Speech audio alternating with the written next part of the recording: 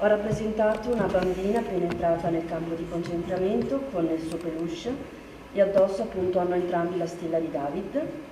Lei guarda fuori oltre al campo, appunto la vita che adesso li aspetterà. Le parole di Anna mentre descrive la sua incisione ispirata alla Shoah. È una degli studenti della quinta AL del liceo artistico Canova che hanno ricevuto una menzione speciale a Roma consegnata dal Presidente della Repubblica Sergio Mattarella.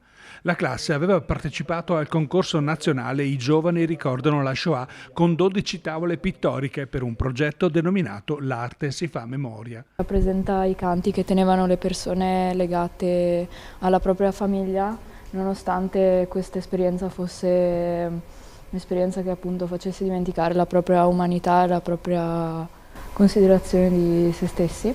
Passione, consapevolezza e competenza, le qualità riconosciute nelle opere dal Ministero dell'Istruzione che ha voluto premiare i ragazzi, unici studenti del Veneto e del Nord Italia ad essersi aggiudicati il riconoscimento.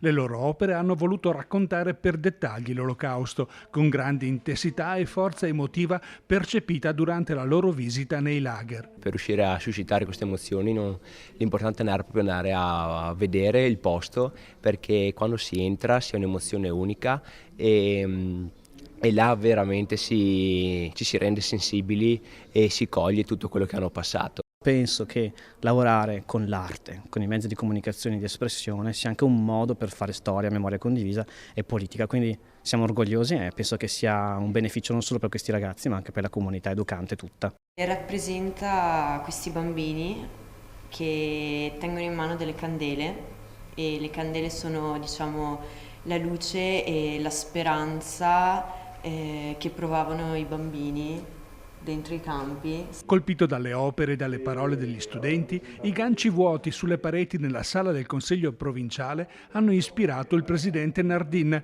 che spontaneamente ha lanciato una proposta. I ganci vuoti per me rappresentano un'opportunità di poter vedere in un periodo prossimo, il più prossimo possibile, le opere dei nostri ragazzi, ma non solo di questi ragazzi, appese a queste pareti.